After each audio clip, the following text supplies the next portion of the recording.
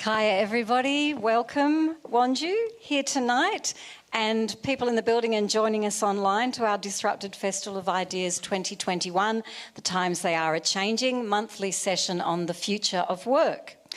I'm Elizabeth Spencer, I'm the Director of Library Services here at the State Library. I want to begin by acknowledging that we're meeting tonight on Noongar Whadjuk Budja and pay my respects to elders past and present and the strength of their continuing culture. I'd also like to pass on my respect to First Nations people here in the room. Just a little housekeeping before we start. If you're looking for the toilets, they're right out this door to my right, along the right-hand wall near the glass doors. We have a couple, we'll be doing a Q&A session tonight after the panel discussion. We're going to have a couple of wandering mics moving around. So can I ask you to please wait until the mic gets to you before you ask your question? And can I also get you to turn your mobile phones to silent, please? Tonight we have our session interpreted by our lovely Auslan interpreters Karen and Claire, so big shout out to them for the amazing work that they do. If you'd like to share your thoughts on social media around the Disrupted program, please use the hashtag Disrupted21 handle. So the Disrupted Festival of Ideas is now in its 8th year. You may have noticed this year we've been disrupting the format somewhat based on the insecurity of COVID restrictions and lockdowns. So we've changed to a monthly format. So we really appreciate your continued support of this festival. It started 8 years ago as a festival to really highlight the roles that libraries play in the dissemination of creative ideas and the challenging of the status quo. And that's based on a fundamental philosophical charter that libraries all over the world share around freedom of information and people's rights to access information no matter where they come from at no cost to them. So in keeping with the spirit of that, this festival is completely free and it's your festival and your platform.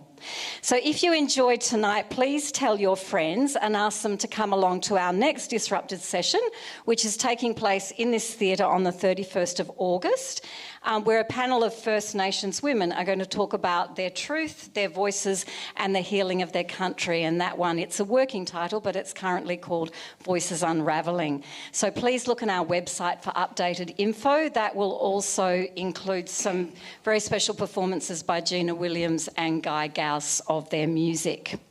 So you can stay up to date on the entire program by checking the website or following us on social media.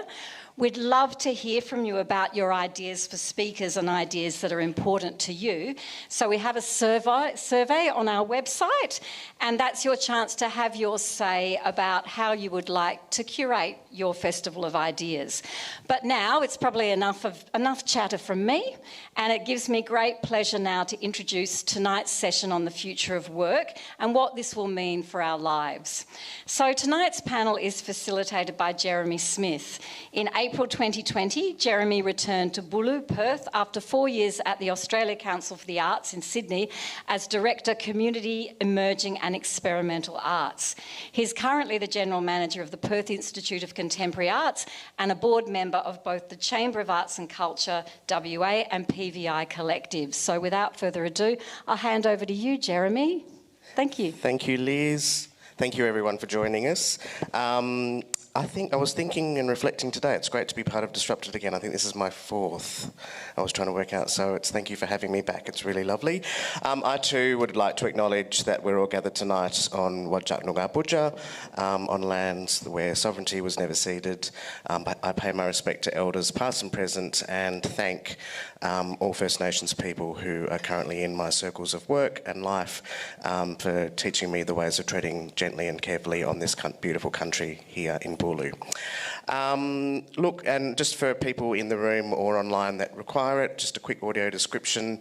I'm a short-statured male. I have achondroplasia. I'm wearing a beanie, blue-rimmed glasses, black and white tie-dye jumper with green pants and brown boots. I'm sitting on a black swivel chair.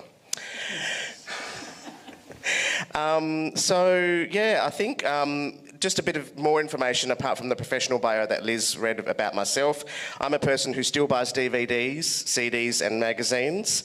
I've never subscribed to an online streaming platform. I'm a very tactile person, but certainly not afraid of digital. I thrive on face-to-face contact and conversation at work, and I hate working from home. So I guess that's the beginning of my viewpoint for tonight's conversation. So I'm really looking forward to hearing what the perspectives of our panel members. Again, big welcome to those of us in the room and then those of us joining on the online stream. So, the future of work. What does work look like in the future? Do offices exist? Are robots taking over? Do we have a 5-day weekend and a 2-day work week? How do we engage with customers, colleagues and technology? Work design, what is it and why is it important? Something close to my heart as a disabled man, what does the future of work mean for the future of equality, inclusion and justice in our society as well? And I neglected to say thank you to our wonderful Auslan interpreters, Karen and Claire, and just a note to everyone, obviously, which is as much to me as anyone else, speak slowly, and particularly if you're saying names and acronyms and large numbers, provide a bit of space for them to catch up with their wonderful work that they're doing for our audience tonight. So, without further ado, our panel members joining me on stage tonight to discuss their thoughts and perspectives, please help me welcome Colin Archibald is the founder and director of 11 Consulting. He was born to migrant parents from Jamaica and spent his formative years in London. Colin also works for the Education Department as a youth support worker, which also includes advising young people on career pathways and emerging opportunities. Welcome, Colin. Next is Conor McLaughlin. He is the co-founder and managing director of Futuristic Skills. Since 2017, he has worked with thousands of young people in high schools and universities to teach them the most important job skills for the future of work. He is also a board member of Awards WA, which facilitates the Duke of Edinburgh Awards for young people across Western Australia. Welcome, Conor. Sharon K. Parker is an ARC Laureate Fellow and a John Curtin Distinguished Professor at Curtin University, Director of the Centre for Transformative Work Design and named a Web of Science 2019 Highly Cited Researcher. She has published over 150 articles in leading journals on topics including work design and proactive behaviour. Welcome, Sharon. And finally, Nate Stirk is a passionate educator and supporter of the Australian innovation ecosystem.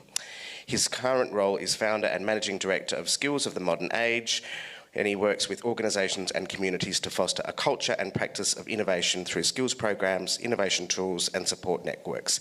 Please make them all feel welcome.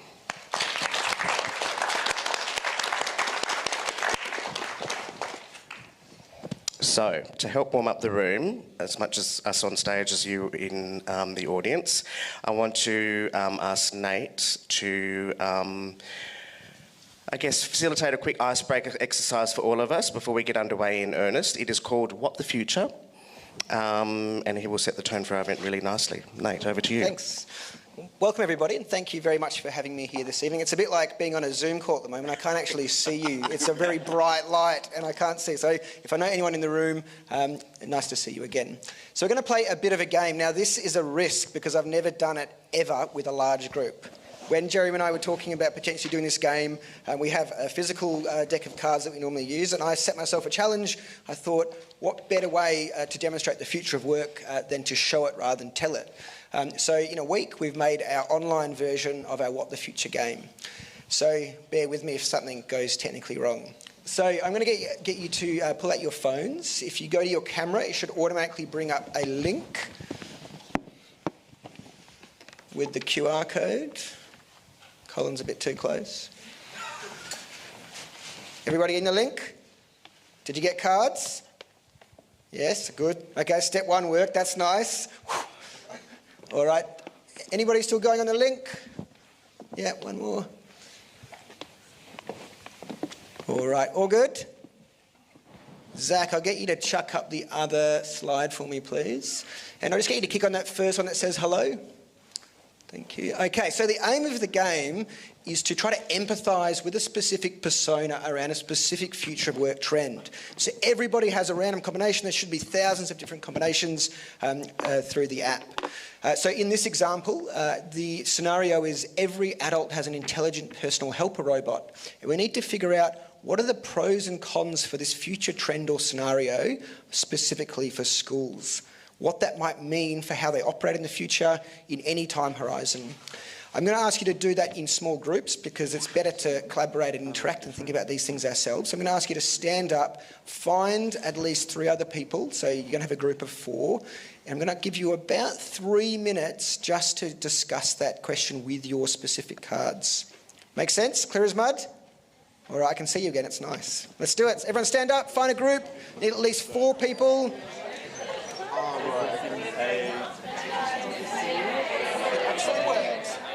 Is that they can pay to be over babies? Hi, Rebecca. I mean, that would be The question I have mine, well, that might have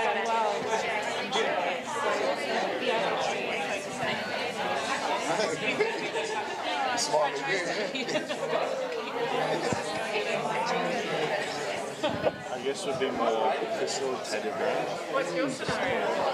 Some of them are really hard. We learned to grow building with biomaterials rather than mum said us to blow this up.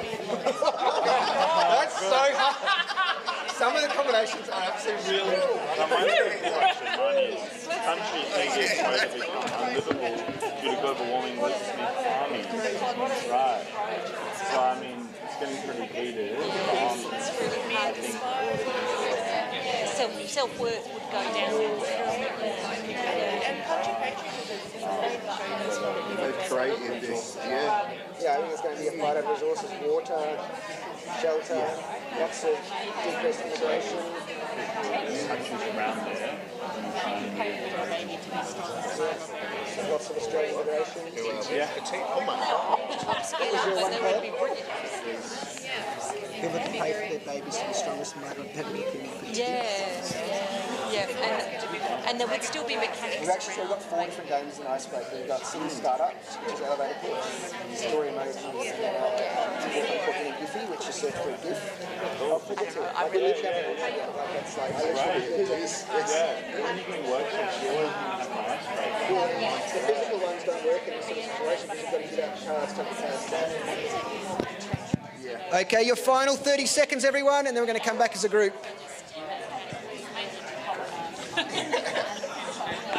it's a tricky one. Just match up with another good-looking one. Mine was areas near the equator become unlivable due to global warming for armies.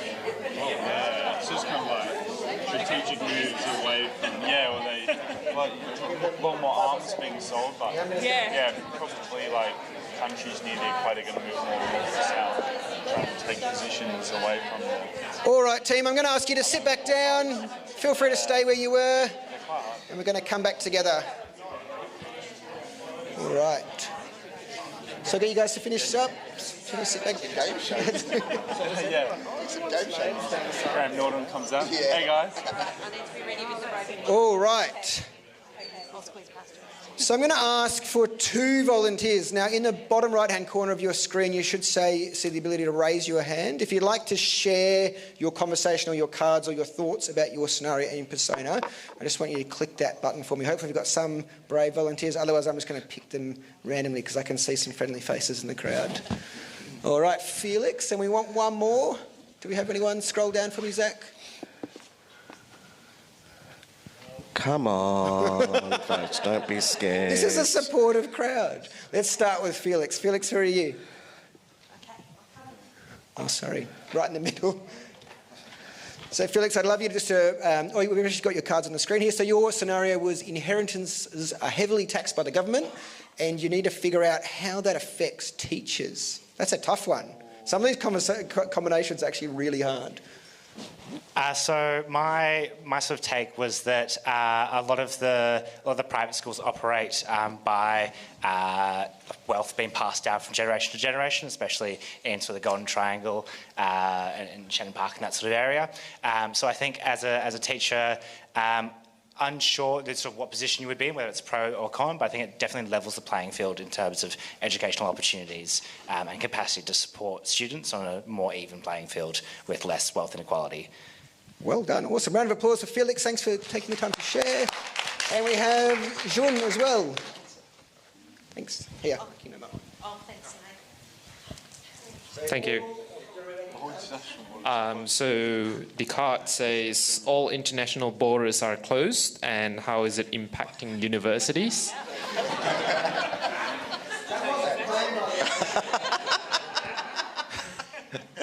And it's obvious that the cons for this is that it's affecting a lot of economy for both the country and the universities. But I believe there is pros in this where universities are going to be forced to open online learning like a lot of universities in US. It gives opportunity for a lot of people from all over around the world to be able to study with Australia qualification without having to live in Australia, which is very expensive. So, yeah. All right, so I've only had 5 or 10 minutes to do that piece, but I hope you found that a little bit interesting, or at least got the kind of creative juices flowing around what some of those future of work trends might be that we're going to be exploring through the panel. I'll hand back over to Jeremy. Oh, thank you so much, Nate. Another round of applause for Nate for such a great kickoff. Thank you. The first of our speakers we're going to hear from now is Connor McLaughlin. So, Connor, over to you, please. Good evening, everyone. For my presentation on the future of work, I actually wanted to start with a game. Okay, so I want you to hold out your right hand like this with your thumb and follow me. Your pinky like this and switch. Switch. Switch. So right hand thumb, left hand index and switch.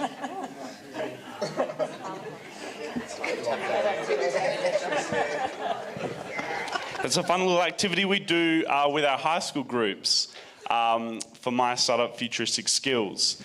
And really what we share through that symbolically is that it is quite difficult to be a young person today and to sort of solve the problems of young people. And also it's quite difficult to work out what career you want to follow and what job you want to do.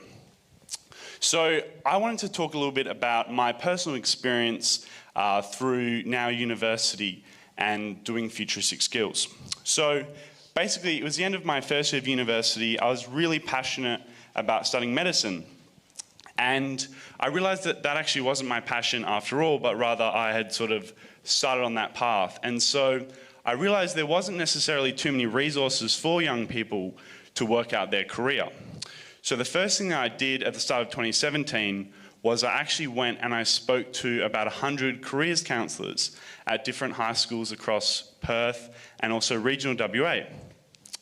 And what we found was that actually a lot of careers counsellors felt like they were able to deliver a lot of resources themselves, but they really wanted to get other young people involved in teaching these sort of job skills to their students. And then we realised we actually had quite a good business idea. So we went away and we actually built a web app. And through this web app, we researched what are the top skills for the future of work. And at the time, it was actually the World Economic Forum, as well as sort of local experts, teachers, parents, government officials as well, who all sort of contributed to this web app. And what we came up with at the time, back in 2017, was some core skills such as problem solving, critical thinking, leadership, emotional intelligence, which has since become really big, cross-cultural collaboration, and a number of others. And I guess what we were able to do there is use that sort of startup lean, it's called lean startup method. So rather than us just going and sort of, saying ourselves what we thought students should learn, we engaged with all the different community members, which is, I think, what I have learned is the best way to think about the future of work. So following that, I was able to actually research over the last 4.5 years now, what is the future of work going to look like, and especially for young people and those in university, young professionals, that's sort of our angle. So what I want to talk about now is, I guess, the 3 different areas or 3 different groups that I think could learn something about the future of work from my own research. The first group is high school students. So there may be some are there any high school students in the crowd? Hands up. Okay, that's pretty impressive. Tuesday afternoon, first or second week back. That's to be expected. But I'm sure there are parents here, okay, who have high school students. So there's that group. The second group is university students and recent graduates. And then the third group is mid-career professionals. So my advice, first of all, to high school students is the best way, and this is from both my own research, from the World Economic Forum, from McCrindle, which is a really good resource based in Sydney, is really you want to get as much project management or project style learning as you can. And the reason is these skills that the World Economic Forum talks about, such as technology skills, emotional intelligence, creativity, it's very difficult to learn those skills from just rote learning maths, English, HASS and science. It's much better to learn those through projects. So you can carry out things like your sport, which a lot of young people do, your different co-curricular arts activities, which a lot of young people do. Those are actually the areas that are building more skills than your academic grades. So teachers, don't get mad at me, but there's a lot more than just your ATAR. So that's the biggest thing. And in fact, talking to employers, sort of part of Futuristic Skills is once we spoke to 100 teachers, I went and spoke to over 150 industry experts because I wanted to actually, have a really informed teaching. And their biggest advice really echoed that, and that was you need to get project or real-world experience as much as you can. So if you do have young people, whether they're your children or your friends, if you are a young person, you want to get as much practical work experience as you can, as early as you can. And obviously you have to have balance around that. That's something which I sort of struggled with at the start is you do need to obviously, give yourself breaks and set good priorities. But yeah, that project-based learning. In terms of young professionals and new graduates, and that's where I am now, I'm about to start a graduate job in Feb next year, you really want to try and get as much mentoring as you can. Again, this is based on a lot of research from the similar sources I've mentioned before, but something that I do every time I start a job is I try and get as much advice, really act like a sponge, and learn from people that have that industry experience. And what that uncovers is really about the future of work, because these are people a bit older than you, they have the life experience, and you should respect that and understand you can learn things. As well as that, you can learn a lot from the research that's put out there in industry. I mentioned World Economic Forum. That, I think, for me, certainly has been the most reliable source of information. McKinsey Research Institute also puts out fantastic research about future trends, and a lot of them are really talking now about two areas, and this is especially relevant for young professionals. The first area is those sort of soft skills, so your emotional intelligence, your ability to do public speaking, to be perceived as a leader, to listen well to others, as you all are doing really well today, and yeah, those sort of emotional intelligence, social and people skills. And then that's an area which I had a bit more experience in, and what I'm working on personally is the other side, which is the technical skills. So can you do basic coding? That's the biggest technical skill that young people should be learning. Can you, build a simple website? Can you do data analytics on Excel? Or there's many other sort of similar data analysis apps out there, or softwares that you can learn. That is huge, because even the most, I guess you could call it, interpersonal jobs, or jobs that require less technical skills, are now requiring some level of technical knowledge. Even if that's PowerPoint, we all love email, but yeah, those sort of simple data tools that you can start to learn. And then that's a trend that's set to continue. Another trend related to those tech skills is that concept of lifelong learning. Before, a couple of generations ago, certainly with my parents, my grandparents, they actually would have, just one job for their whole career. Can anyone guess what is the average number of jobs that a young person, say 25-year-old, is going to have in their career? Oh, go hands up. I'll take a couple guesses. Yeah. 9, higher. 21. Pretty close, it's 17. Okay, so 17 jobs in 5 career areas, right? That's a lot. And certainly, if you look at the part-time jobs that university students, recent grads do, it's kind of anticipated that they'll move jobs every 2-3 years. Finally, if you're mid-career, it's often a lot about retraining and potentially the threat of retraining. A lot of jobs have changed as a result of COVID. We've seen changes in business models, a lot of people working from home, doing that hybrid model where they might do like 3 days in the office, 2 days at home. But really, there is a threat with any job that you may need to retrain and pivot into a different area. So, if your traditional job, might have the potential to be automated, the best thing that you can do is actually to be on the front foot and think about how can I be upskilling myself in a balanced way. Obviously, there's lots of challenges in life and we are all really busy, busier than ever before. But if you have the opportunity to upskill, whether that's, a simple course online, LinkedIn Learning does great stuff. There's really good courses at universities that are coming out all the time. But yeah, that concept of upskilling is going to be critical, I think, to really help drive that development over time. And talking of time, dead on. So thank you very much, Connor. We'll come back to you later in for some questions. And I'd like to introduce Colin to offer some words now for his perspective.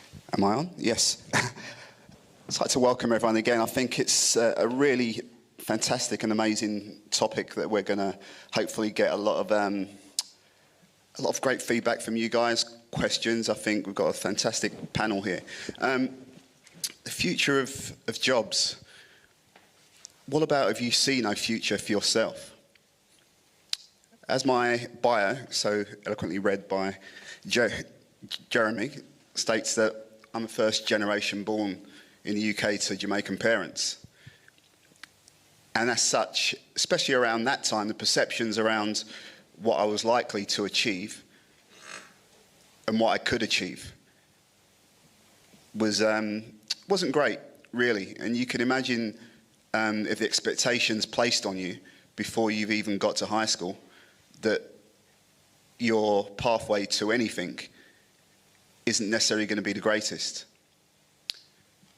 I now work in a high school and I see elements of this every single day, where I see young people who are devoid of passion, direction, ambition. How do we change that? How did I change that? I think it's a combination of a lot of things. People often speak about resilience and luck. It's all that and more, because every day we're faced with opportunities to go left or right. And I say to young people every day that they make like thousands of decisions before they even get to school. What sock they put on, what they're going to have for breakfast, how to open a door, and so many decisions without thinking. But when it comes to actually really understanding their own thoughts and how we can best guide, and I think Connor made some really great statements around the soft skills that we're going to need, and the project-based work that we need to be doing with young people. And one thing that we do at my school, which I'm driving, is to develop more of those projects around their passions. And we know now that a lot of young people in state schools, especially in the areas where I work, who are low socio-economical backgrounds, it's music, it's fashion, it's stuff like that. How can we direct them into a pathway or a career choice that's going to get the most out of them? I remember having a conversation with a young person a couple of years ago who wanted to be a pilot, which wasn't going to happen. But the suggestion of working in an airport, where it could be a baggage handler or work at a cafe or just work doing everything, he's seeing planes going over his head every single day. It's something that he's passionate about. So the likelihood of that person turning up every day, being engaged about the tasks that they do, is far more likely than if they just opt for one of the standard male-type jobs of being a carpenter or a bricklayer, which is nothing wrong with those roles. But every year as the state grows, we're going to have 25,000 young people leaving school this year across the state. 80% of young people are leaving school with little or no positive career advice around what they want to do. So the parents are frustrated. They ask the same questions as probably I was asked. What do you want to do? What do you want to do? Go to TAFE, do this, do that, get a trade. Without really asking the questions, what are your drivers? What's the thing that gets you? And that is the difficult thing with young people, because the talent and the creativity that are around a lot of young people may be something that they're not proud or happy to say. I like dancing, or I like art, or I like a creative space, and that's not really that cool. But by relationships and building those relationships with young people, you can unpack that, and then you can start being really suggestive around a TAFE course or an opportunity, or going to have conversations with someone, which we're trying to drive, and just trying to drive greater partnerships with artists and architects and firms and anything that's a bit different in Perth. Because what we don't want to do is, like I said, if you want to be a pilot, you're not going to be there. Let's not say, okay, just go and be a bricklayer. Let's keep them in that zone where they can find something, because there's so much out there, and that's where the beauty of the work begins. Even if you're sending someone to do a Cert 2 or a Cert 3, that's the start of a pathway. So I think my messaging is just around the people that have or see themselves not having a future. That is a bigger challenge for me, that how can I empower those people to make great opportunities, because I use myself as a vehicle of change, because I always say that if I can do it with the shortcomings and the setbacks that I had, it's a beautiful, beautiful journey once you get on that road, and you can't do it alone. You're supported by amazing people, and I think each of us in this room are sometimes going to be the inspiration and the mentor to someone without them even knowing. And that is the beautiful moment when in years to come you see that person and they say one thing, or as I have done, mention people in conversation, and they're on the other side of the world, they don't even know. But that is something that we all have the power to do. So my journey on this panel will be to really try to unpack and really try to open up some discussions, and hopefully we can leave here with a look at both ends of that future of the work. The ones that have the capacity and the ability, beautiful, amazing. But the majority, like myself, are going to be slap bang in that middle with unfulfilled roles and lives and whatever. And we know what's on the other side. It's a beautiful experience. Thank you. Wonderful. Thank you, Colin. I'd like to welcome Nate back to the microphone. Thank you. Thanks. There we go. So as I was thinking about in the lead up to this panel, there's one memory that kept coming back to me, and that was at Year 7 graduation, standing up in front of everybody, and every student graduating had to say the job that they were going to do when they were older. And you know, you're 12, you have your whole life ahead of you, and I think like 50% of people said marine biologist, because that seemed to be cool. Quite a few vets. There was definitely no lawyers or doctors, I don't think. And I actually don't even really remember what I said. I can't recall it. But it definitely isn't the job that I'm doing now. And I just want to show of hands, who's doing the job that they thought they would do as a kid? There might be some, and that's okay. Can I just lower the lights just a little bit? I can't see it all. We got one? Yeah, nice. And I think 2, yeah, great. What were the jobs, can I ask? Oh, sorry. I'm disrupting the Disrupted Festival. Software engineer. Love it. Awesome. And the one at the back? Oh, we got the mic, sorry. You're getting your steps up. That's part of future work, isn't it?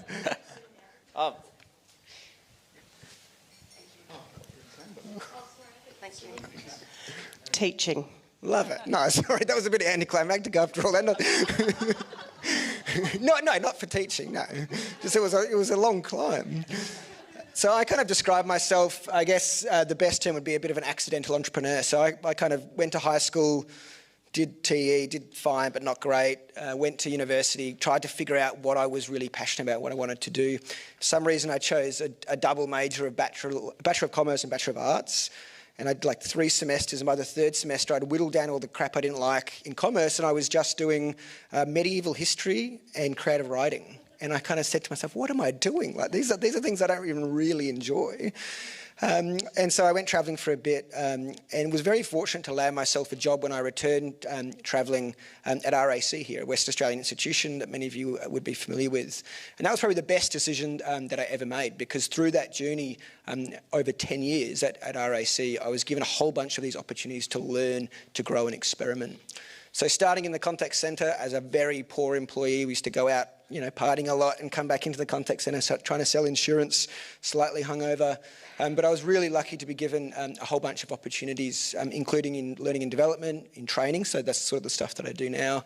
And then for the last 4 of those 10 years, I was gifted the opportunity to help stand up the innovation function. And it was just this amazing role where I got to work with the executive and the board to think about these future scenarios, to think about what the world needs to look like for WA and how did this 112-year-old behemoth organisation respond to that change. And if I went back and did that role again over that 4 years, I would do things completely differently. But that was actually part of the beauty and the art of it, was that we did learn by doing it and learned by getting things wrong. And thankfully that program is actually still running now. They've got the Better Labs Fund, which is a $25 million investment fund, investing in early stage startups, investing in and also developing a whole bunch of products and services for RAC. And so after RAC, I said, well, maybe I've got a chance to be an entrepreneur inside an organisation. Maybe I can be an entrepreneur outside. And so I kind of cultivated that passion of entrepreneurship, of innovation, and also of education, and I started Skills of the Modern Age. So we've been around for 3 years. We're a West Australian company. We've worked with about 8,000 learners across Australia and now in Singapore and a little bit in New Zealand as well. And most of the stuff that we do is actually helping organisations think about this really hairy problem of the future of work and how they might respond to it through skills, tools and mindsets. And so that's been a really rewarding experience. Lots of things I've done wrong, but also lots of learnings as well. And I've actually found a passion that I kind of had early on in my career, which was coding. And so I spend many nights after presenting or sitting on panels in my study coding, which is actually something that I absolutely love to do. So one of the things that we think about future of work, we often think about what sort of work we'll do and how that work will be designed. We think about 4-day work weeks or universal basic income, what sort of jobs we had. But I think more importantly, we need to be asking that question of what sort of skills or mindsets are we going to need in that future of work. So as humans, we're really, really bad at predicting the future. I would guarantee that none of you thought Bitcoin was going to take off. If you did, you probably wouldn't be sitting here. None of you probably thought in 2021 we were going to be talking about the legal guardian of Britney Spears, which most people are, if you're familiar with that story. And nobody would be thinking we're sitting 18 months into a pandemic where our world shifted. So I think if we were good at predicting the future and knowing what the next future is going to look like, we would have been better at predicting this current future we're in today. So I don't like to be a forecaster. I like to think about how I might be able to set myself up to respond to any eventuality. And so what I'd really encourage, regardless of your role, your job, your profession, your time in your career, what you can do is start to cultivate the right mindsets. And Colin talked about some of these, this idea of having passion and care in our roles, having curiosity and creativity, and using that to drive where we're working and how we're working. I think the biggest thing we've seen organisations ask for is not technical skills, not to be a coder, not necessarily to be the best lawyer or the best manager, but ultimately to have this really foundational layer of strong mindsets. And I think if you take that approach with future work thinking, rather than thinking about what the future of work might tangibly look like, it's more about how you might be establishing those baseline mindsets. So that's the sort of flavour I'm going to bring to the panel tonight with some of those questions. I really thank the panel for being invited to join tonight. Thanks, Nate. And our final speaker is Sharon. Sharon, over to you. Oh, I'm going to need the slides back up. Thank you. Good evening, everybody, and thank you so much for inviting me. And with the slides, hopefully, while they come back up, I am going to talk about what future work might actually look like. Oh, I can? Yes? Sure. Is that better? Yep. So what sort of future might we expect with work? And if you can go to the next slide, thank you. We've got sort of two contrasting perspectives. Sorry, I should have brought my $8 clicker, but I forgot. And if you can click on to the next one. Really, we have these two very different perspectives. And one is a very dystopian perspective, and this idea that into the future, we're going to see humans enslaved by machines. We're going to see mass unemployment, and we're going to see general extreme polarisation of society. And that's a very dystopian perspective, but held strongly by many. And then on the other side, we've got that very utopian perspective. So back in the 1930s, an economist called Keynes predicted that we would work 15-hour weeks because of all the technology that we've got. Well, how many of you guys are working 15-hour weeks? I would guess not very many. So there's this idea that actually work can become much better in the future. So which of these futures is going to eventuate? Well, as Nate just said, I'm less interested in predicting the future than actually trying to create the future. And I think we need to work harder if we want to create that more utopian perspective. Next slide, thank you. So there's a lot of discussion about how much digital technology, automation, algorithms, machine learning, big data, you've heard all those things, how much they're just going to eradicate jobs. And you can see some example newspaper articles up there. But actually, recent analyses are suggesting that the mass unemployment, that dystopian perspective, is actually very unlikely to eventuate. So if you can go to the next slide, thank you. Will there be any jobs? Well, there's a few forces against that. If you can go on, thank you. Sorry, it's not ideal. Yeah, thank you, that's great. There's a few forces that sort of speak against this idea that there's going to be mass erosion of jobs. The first one is just history.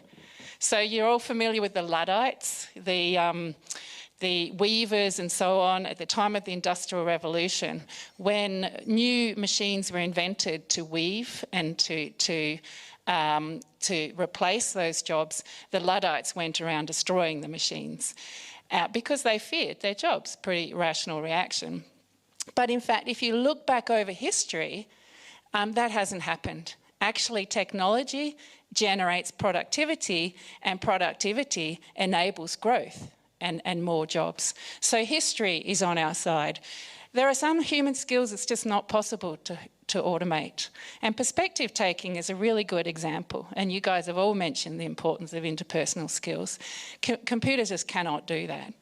There are also logistical cost and political reasons why even if you could automate some jobs, they're unlikely to be completely automated. So if you look at policing, for example, from a security perspective, a national security perspective, you're not going to automate policing jobs. In fact, aeroplanes have been able to fly by themselves for many years, but who would feel comfortable getting onto an aeroplane without a pilot? Yeah, so there are some jobs that even if we can automate them, they're unlikely to be completely automated. So the most important thing is that it's not jobs, whole jobs, that are likely to be automated. It's tasks within jobs. So the current estimate is that in 30% of jobs, in 60% of jobs, 30% of the tasks will be completely automated. So what that means is we have a new question, if you can go on to the next slide. I use a lot of animation, which obviously I wouldn't have done if I knew I wouldn't be in control. Thank you. And that is the question we should be asking. Not will there be jobs, but what will the jobs be like? How will the jobs change? And this really takes us to a question of work design, if you can go to the next slide. So we need to start asking these sorts of questions. How can machines help people to do the work? Who's in control, the machines or the humans? How do people work as a team remotely? And which tasks are best done by machines and which tasks are best done by humans? And these are all fundamental questions of work design. If we get those questions right, if you go to the next point, we're going to have healthy, productive, safe world. If we get those questions wrong, there are a lot of risks. And I want to just share with you 4 risks tonight, very briefly. Next slide. So the first risk is when machines make bad decisions. So what you can see up there are the Boeing 737 MAX crashes that occurred in 2018 and then in 2019. 346 people were killed in those accidents, and it's cost more than $18 billion because basically all the Boeing 737s were grounded as a result of these accidents. So what actually happened? And here we see a failure in work design. So what happened is that Boeing, to try to compete with Airbus, put in a bigger engine into their plane. That actually destabilised the plane. So they then had to create some technology that if the plane was likely to stall, the technology would pick up that it was about to stall and take a corrective action. So they introduced this system called the MCAS system. This is going to be hard to translate. The Manoeuvring Characteristics Automated System, the MCAS system. And that was put onto the plane. What happened then with these accidents, I shouldn't call them incidents, terrible tragedies, was that the plane took off. There was a mistaken detection that the plane was about to stall, which activated the MCAS, which resulted in it pulling the nose of the plane down. The pilot recognised that this was happening and was pushing it towards the ground, tried to correct. The system thought it was stalling, pushed the nose of the plane down. This happened 20 times in that first accident, and then the plane crashed. So that was the first accident, and then it happened. Now, normally what happens is you blame the pilot, and then because of that, there's really been a lot of analysis trying to understand what went wrong. And so Boeing was under a huge cost pressure. They rushed the design of this particular automation. They were not properly regulated by the regulators. But one of the most important things is the loop, to use language that we use in our research. So what happened is that the pilot in the first case didn't even know that this system had been put into the plane. And then the pilot in the second system knew but had not been properly trained. And the reason this was is because Boeing called this new automated system a minor upgrade. They did that because if they called it a minor upgrade, they wouldn't have to train people and recertify them, which is really expensive. So they called it a minor upgrade. It didn't get properly documented. Pilots didn't even know about it, and they were not trained in it. So suddenly they're trying to control the plane and something's happening and they don't know what's going on. So there is a case of the human being left out of the loop. So we need to design work to keep the humans in the loop. So second risk, machines making biased decisions. So one of the things we think is that if we let machines make decisions in the workplace, they're more objective. They make objective decisions. But all of these algorithms that use big data to make decisions, they're using historical data.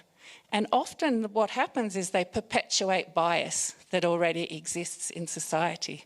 So you see here an example. One study found that any high-paying adverts, like saying we've got a job, CEO type of job, were going to men, not women. Why? Because historically men have had those jobs, and this algorithm was using historical data, as all algorithms do, and so perpetuating bias. And we've seen examples, many other examples of this sort of bias. For example, when algorithms are used to make decisions about the length of time that somebody should be put away in prison for example, higher lengths given to black people and so on. So we shouldn't assume that machine data is objective. It can be biased. Third risk, so design work to allow for human judgment. Human judgment has an important role. The third risk, loss of human skill. So what you see up there in that picture is a type of surgery in which the surgeon sits there on the left and operates by manipulating through the computer these things called trocars that do the operation. This is a system that's been designed for efficiency. So it's designed so that the expensive surgeon, maximises their time doing the surgery. But how do surgeons normally learn how to be good surgeons? They normally get stuck in and actually have a go at doing the operation, under the supervision, of course, of a more senior surgeon. But that's how they learn, through actually having a go. And the problem with this sort of system is it doesn't allow them to learn. So if you can just go to the next slide there. Yeah, so this is a chair of a urology department saying, well, they trained, and talking about these residents, in top programs that teach robotic surgery, and they suck. I mean, these guys can't do it. They haven't any experience doing it. They watched it happen. Watching a movie doesn't make you an actor. You know what I'm saying. So we have to design work to maintain human skill because there's a big risk here, and it's happening in law firms where, you used to learn by doing a lot of the sort of drudgery work. Okay, great, automation's now doing that. But it's affecting the learning of the people that would normally learn through these processes. And the last risk is the risk that machines will make our work worse through control and intensification. So what you see here are Amazon fulfillment centre workers, and all around the world where Amazon has these fulfillment centre workers, there have been huge problems because of the way that technology is used to monitor every moment that the worker is on the job and to make sure that they're working all the time. So they use handheld tech, they use wrist monitors to track movements and so on. And increasingly we are seeing this not just in Amazon warehouses but in other places where technology is used to watch and monitor workers to make sure they're working as hard as they can and intensely as they can. And you can see that person talks about they treat workers like robots. So there's this concept of, be treated like a robot or be replaced by one. So we need to design work and use technology to foster worker well-being. We need to create better work. And next slide. So, yes, all right, just on my last slide. So what sort of future? I said at the beginning, do we want this positive utopian future or do we want a dystopian future? And we can ask that question in terms of work. And what you see up there is a geneticist that we've been working with who's using technology, this thing called Patient Archive, to diagnose rare diseases, and actually has had incredible success using teamwork and this particular piece of technology to improve the diagnosis of rare diseases. So technology, when used well, can be fantastic and make our work lives better. So that's one future, but we don't want this other future, which is where technology is actually used to make our jobs worse and hellish. So if I can just return to the theme that I suggested earlier. Next slide, thank you. The future is not some place that we are going to, but one that we're creating. The paths are not to be found, but made. And so what I'm suggesting is that we have a role to play in terms of making good work, well-designed work, that's healthy, safe, and effective. And that's going to take social scientists into the future as well, with some of the skills that the guys have mentioned. So I hope that Perth can become a place where we are working on that agenda as well. Thank you very much. Thank you. Thank you so much, Sharon, and to all of our speakers. There was so much that resonated for me in terms of my life as a student. I was saying with a couple of the panel members during one of the catch-up sessions that we had before tonight that, you know, as a student, I was, again, like I said during my introduction, I'm very practically focused, and I use maths as an example where there was a unit called Maths in Sport where I could apply the actual learnings, I guess, to a sport that I knew or had passion about, and I was the dux of that class. But then when it came to geometry and trigonometry, I failed dismally. And likewise, similarly with accounting, I was a dux student in accounting, but then still terrible at other math subjects and things like that. So, and have become a general manager and Excel spreadsheets of my life now. And similarly, I trained at WAPA, the WA Academy of Performing Arts here in Perth, as a lighting designer. And one of the greatest passions that I took in, and talking about automation now, is that I took in that process of being a lighting designer was hand drawing my lighting design plans. I never chose to use CAD, so I used templates and drafting tables and drew every sort of plan from scratch, and the whole process of choosing gels, which are the colours that make the lights red, green, blue, whatever, I did very much as a creative process. And when robotic lights started becoming a thing, and when CAD became a thing, it just sort of disinterested me, and I sort of went on to do other things within the art sector. So it's very interesting. So a lot of the things that everyone said is really resonant to me personally in my career journey. I've got some questions prepared for our panel members, but I just want to have a read of the room and see, do people already have some questions that they wish to pose to our panel members? Put your hand up high and straight just so I can see, otherwise we can have a chat. Don't be scared, come on. One in the middle, great. Okay, super. So just going into questions, obviously be mindful of Claire and Karen, our Auslan interpreters. Please speak slowly, and obviously say the name of our panel member if it's directed to a specific person, and just obviously make space for other voices that may not be as confident and loud as you, if you think there's someone else that's wanting to ask a question. Thank you. So yeah, first question, please. I've got a question for Sharon. This is just on the aircraft crashing. Have you ever seen a movie called Sully? Yeah. Oh, okay. Yeah, that's perhaps what you were getting at. A whole bunch of factors, actually, that are talks about the importance of technology. But we also need to have lawyers, psychologists, economists, sociologists. We need to have those social scientists as well involved in this whole discussion around the future work and influencing policy, so that it's not just dominated by the agenda of business. So yeah, broadening the pool of people that are designing, commissioning and implementing technology is really important. I was going to add a point to that. A big trend that we've seen in the business world from COVID is the ESG investing. And so before COVID, there was some interest in environmental, social and governance-focused investing. One of the best ways as individuals that we can actually influence the world is through investing in the companies that are doing the right thing.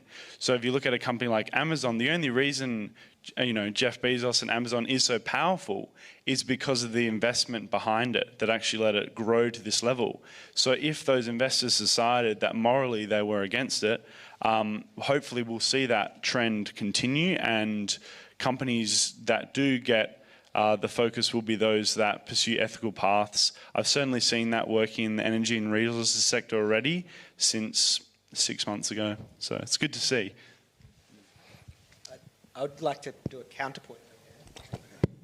So I get the investment point, but of course it's the customers that actually drive the value in capitalistic societies, right? It's the people that bring out their credit cards and purchase the Amazon products. I'm sure many of you in the last year would have at least purchased something on Amazon. In the US, people are purchasing significant amount of their e-commerce spend. I think something 18% of the e-commerce spend in the US is just via Amazon.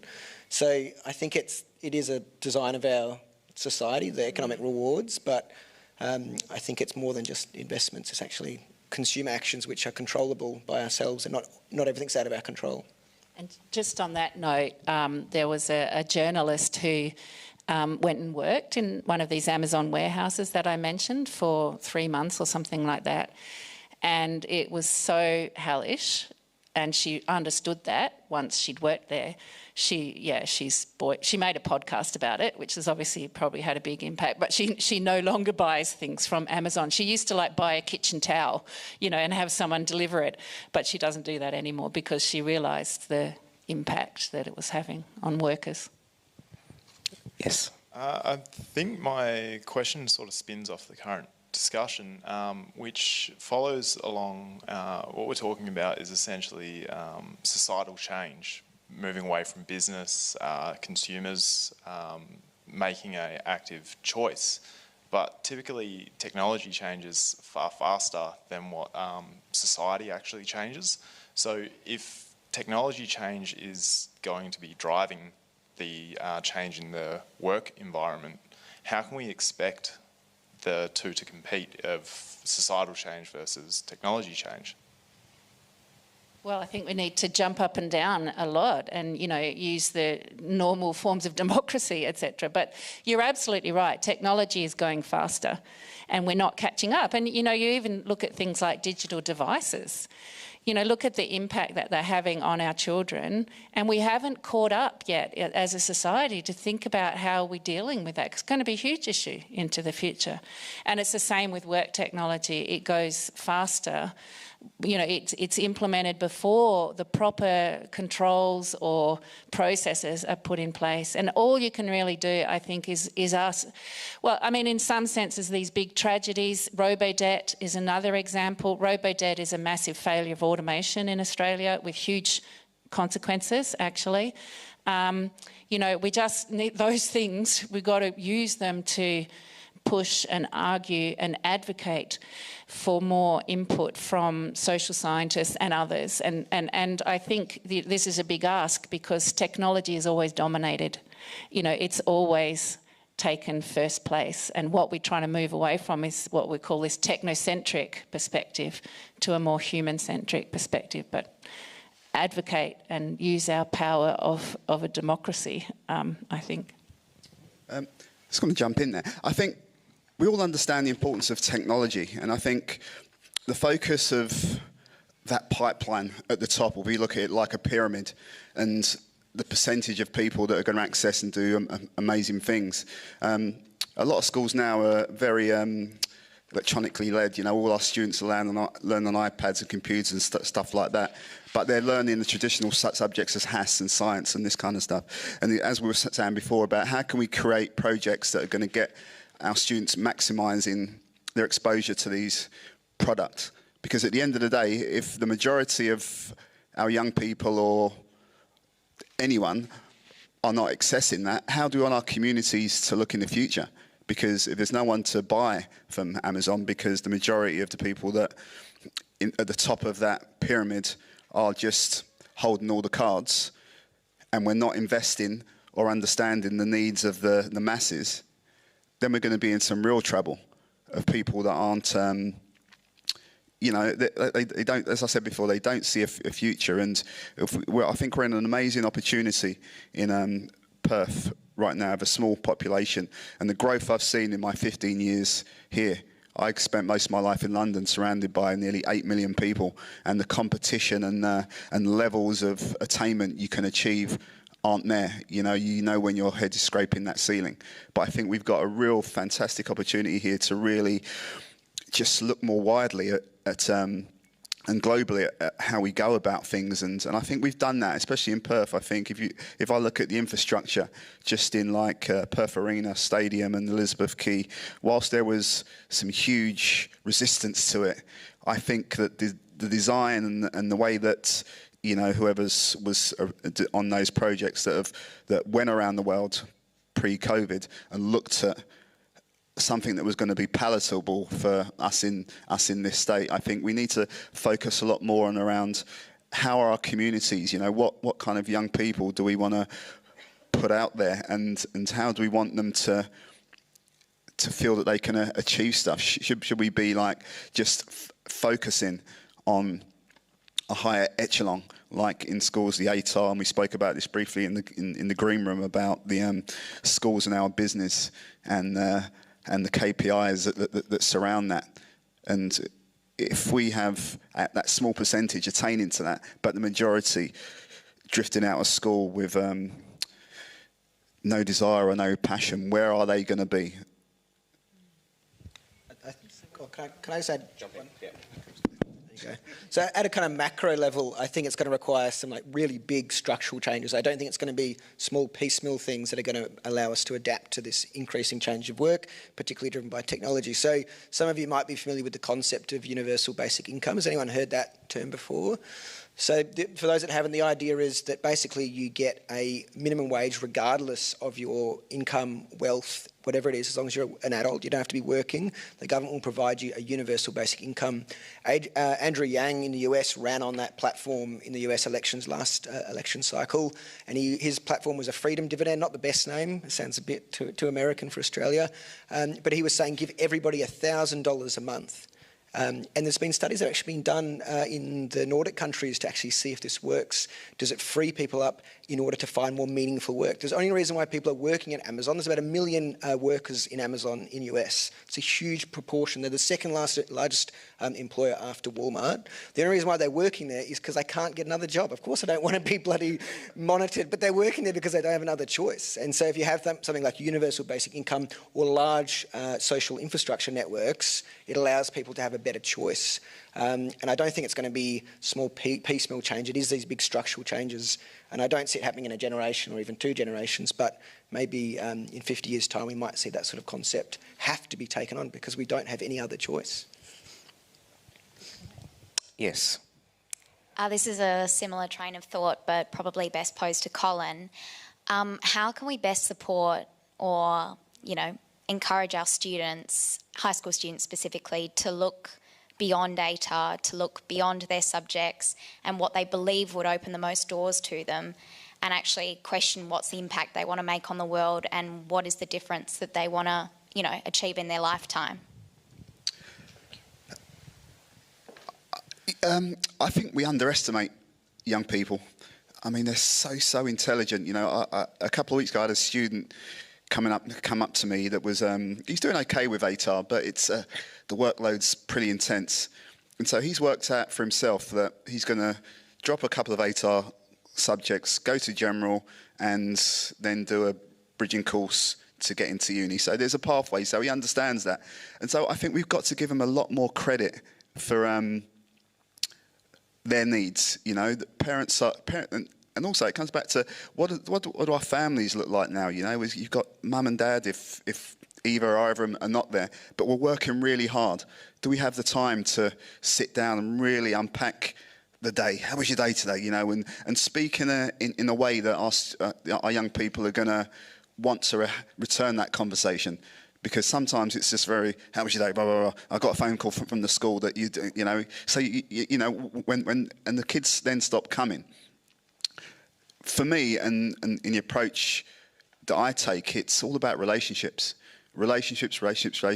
But that isn't the focus in schools at the moment, you see. Having people like me spend time and really get to know that student, because it does take time. For some students, it can take 6 months. Some students, it's a few weeks. But that is what we need to do if we want to get the best out of our young people. We've got to spend that time, because we've had students that we're really consistent at school. They're not going to do ATAR, they're general. And they get to year 12 and they finish up at the end of term 3. And they've had the consistency of coming to school every single day. And again, they're that middle ground. And as soon as they finish and they graduate, they fall off the perch because they've got no consistency to go anywhere else.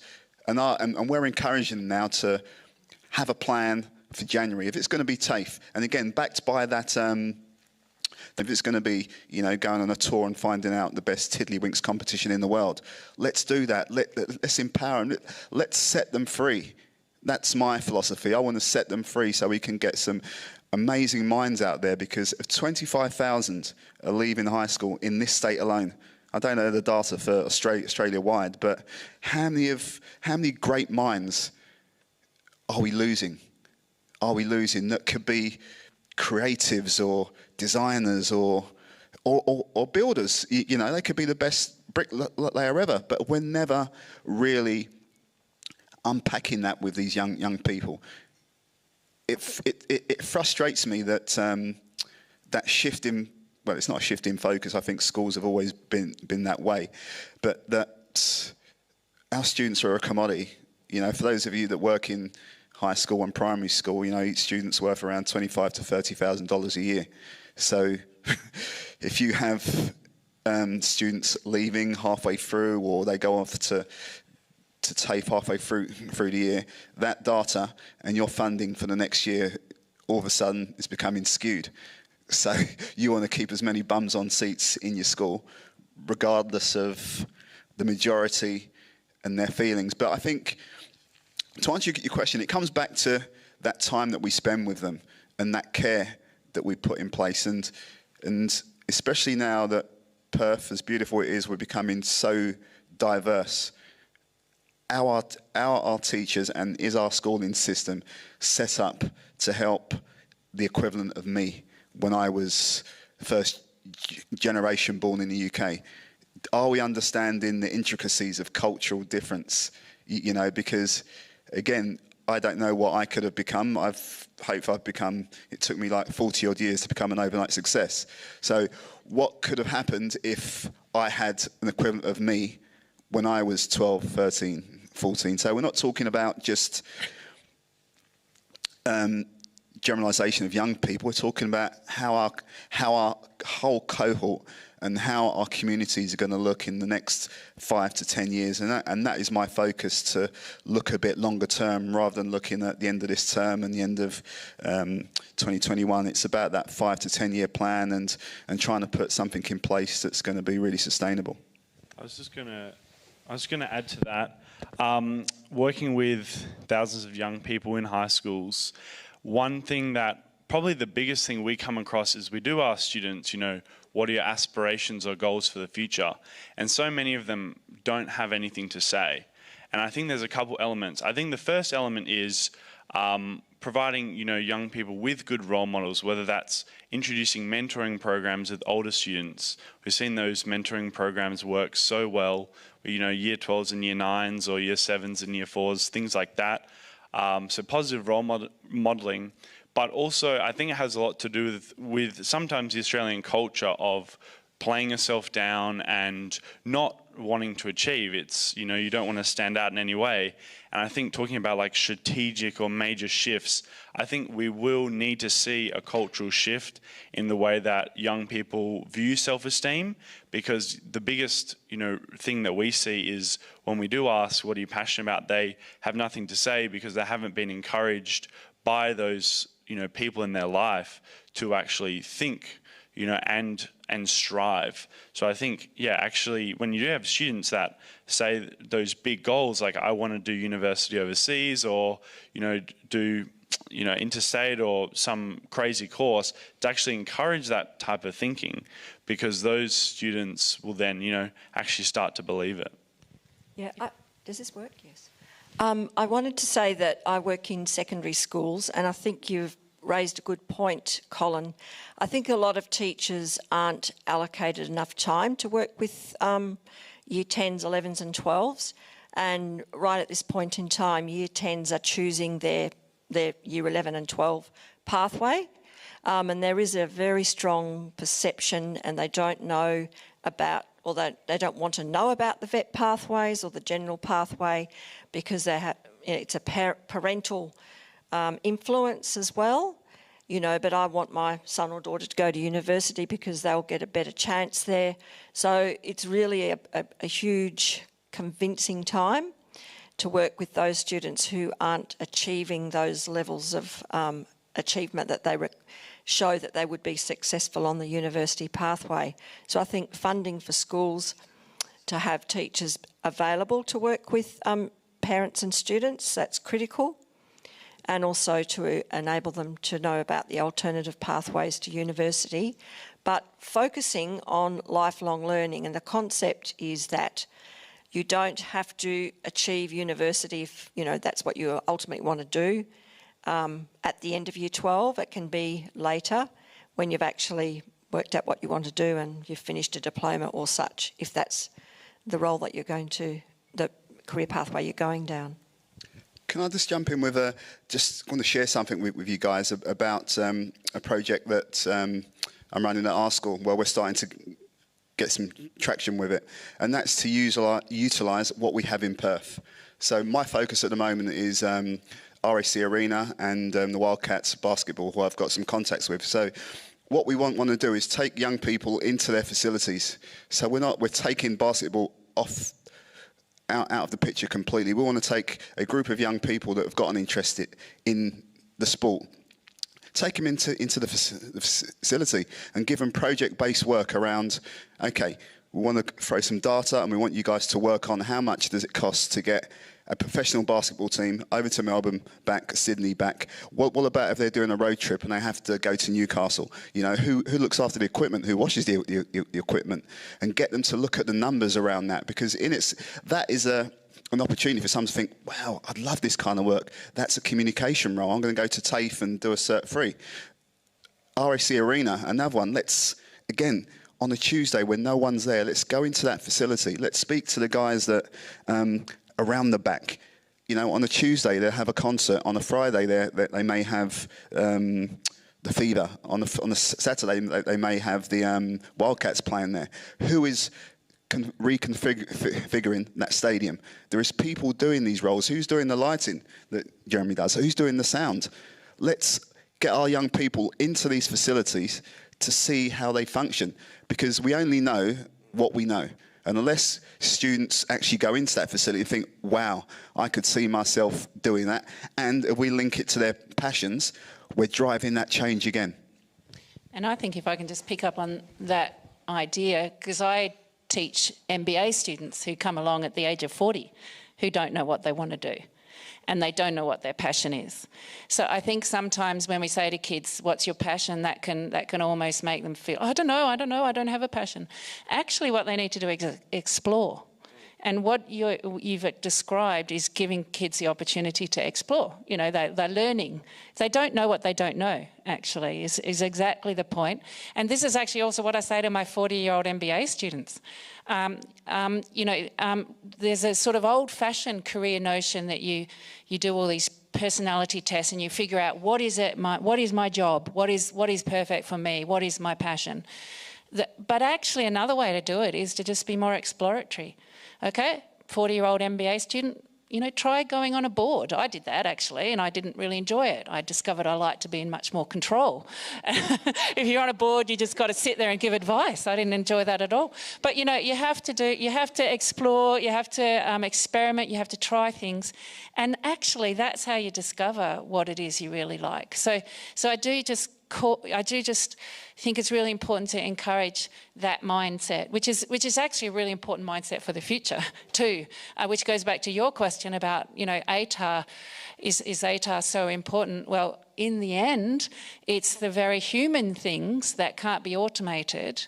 Those are the skills that are really important into the future. And that includes things like care. You know, the big growth areas in jobs are aged care, health care. They are not going to, well, they will have automation within those jobs, but they're not going to be completely automated. And those are about attributes and the mindsets, which you mentioned earlier, Nate. And those are things that kids can learn and develop with encouragement and with exploration. And the entire arts and culture sector, I mean, huge parts of that cannot be automated. So, yeah, that's another, yeah. Design, absolutely. dance, all those things you mentioned earlier, Colin, those are things that are not going to be automated. Yes, we've got one question here. Hi, Jack here. First off, thanks everyone for giving a great talk. I've really gained a lot of great insight out of the panel. Just a bit of an intro on what I do. So I work in a discipline called growth marketing. It's probably only been around for 10 years. But we were able to, I guess, attract a 17-year-old who had gone his own way, done coding, done no-code apps, found himself in, you know, as an employee at our company part-time, learning great things. He's only 17 years old. So he's really making up his own degree. I think just combining a couple of things that people have said on the panel, universal basic income, and I guess listening to young people about what they want to do with their future. We give people a loan to go and study at uni. And so that HECS debt could be $30,000, $40,000. My question for the panel is, what do you think the possibilities could be if we were giving that access to capital for people to start their own companies, to then pursue their passions, to then go and do what they want to do, work out what they're good at? Do you think that's a good idea, or is that something that you think that might look like something that the future of work could entail? I don't know. Thank you. Hello, young Jack. Jack and I know each other quite well. I think it's a tough one. I think that money is never the answer to progress an idea, which you would know. So money isn't a prerequisite to find product market fit for a solution, whether that be technology or a physical product or service. So I don't necessarily think I would be translating a HECS type product into startup investment for government. I think going back to that previous conversation though, again, it's a cultural shift, that the fact that I think Connor started by saying we were going to have 17, if you were in school today, you'd have 17 jobs over your career, right? What a silly thing it is that we are asking people to sign up to $40,000 debt and make an incredibly important decision at 15 years of age. Like I said at the start, 12, 15, going into high school, trying to figure out what you do. You mould as a person so dramatically over those years of 15 to 30, and I'm still changing now. And I still don't know what I want to do. And I've got a job. Yeah. I'm the same as your 40-year-old MBA people. I think it goes back to our education systems today are definitely not fit for the modern economy, 100%. That's unequivocal. I think you can't just make incremental change there either. You need to make seismic change. I was talking to the guys in the green room before about a really awesome project that the All Saints College is doing here in Perth. They've set up their startup studio school, which we're lucky to be part of. And basically they're giving year 10, 11 and 12 students, I believe, the opportunity to, yes, get their year 12 graduation, but to mould their own pathway. That's going to actually be stood up next year in Fremantle. Really a first of its kind in WA, maybe even Australia. And I think it's going to require some brave institutions like that to actually make some change so that we're exploring how we do this education thing for the modern economy. It's tough though. Those guys have got money. You can't expect my really crappy public high school to be able to do the same thing. So yeah, I think it requires a cultural change.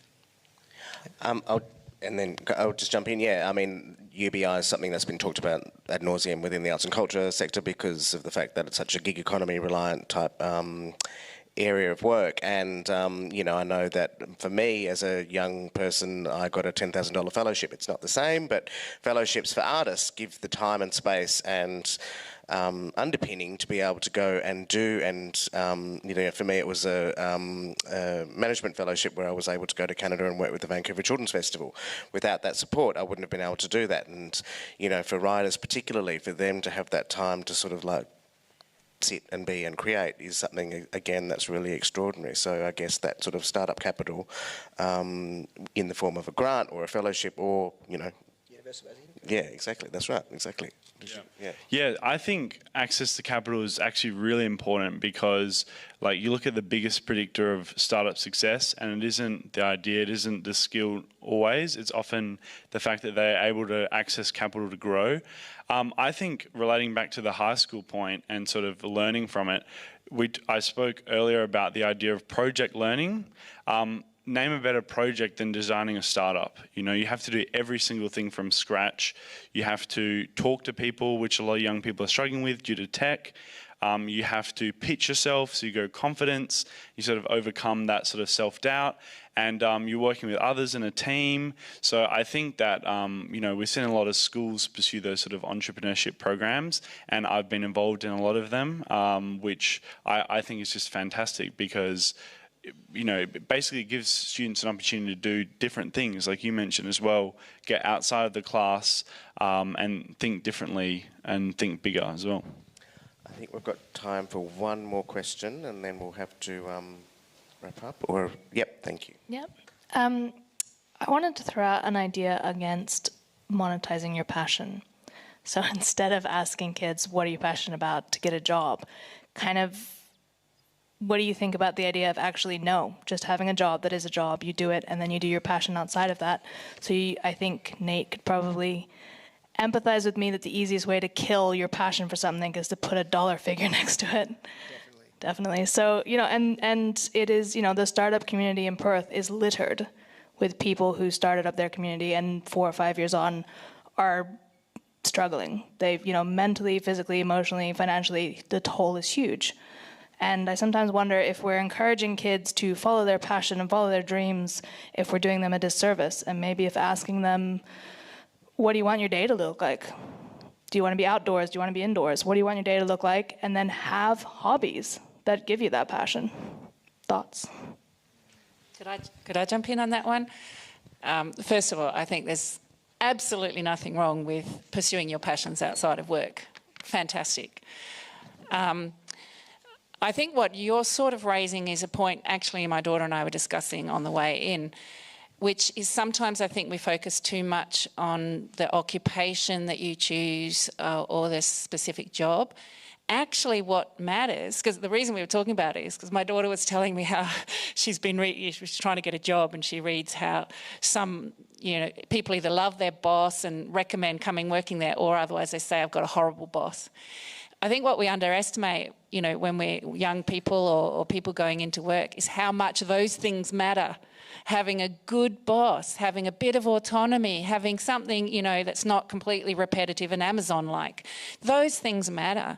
So they might not be your life passion, but you've still got well-designed, quality work with good management. There's a lot to be said for that. And so I also sometimes think we just put a little bit too much emphasis on that and not quite enough emphasis on get a decent boss, so that something goes bad in your life, you've got flexibility and you've got compassion from your boss. Those things matter too. So it's not quite what you're asking, but I did just want to make that point as well. Final remarks. Yeah, Yeah, I think it is sad in our society how sort of focus it is on capitalism and, like you say, you're not just doing something for the enjoyment of it. It's like, how can I monetize it, get a side hustle, right? That's like a huge thing. So I definitely agree that, for people, you want to try think, am I just doing it because that's what other people are telling me to do, like the side hustle idea, or is it, because you actually want to do it? So I definitely support your idea. And I think for me, the passion doesn't have to be all about the monetary value. It could be just some people. Like I say, some people are quite happy working in Woolworths. It could be local. It could be the culture in the place, as you said about the boss, and it could be as simple as that. So for me, it's not all about the high achievers and high attainment. It's about finding a space where people will be happy and content.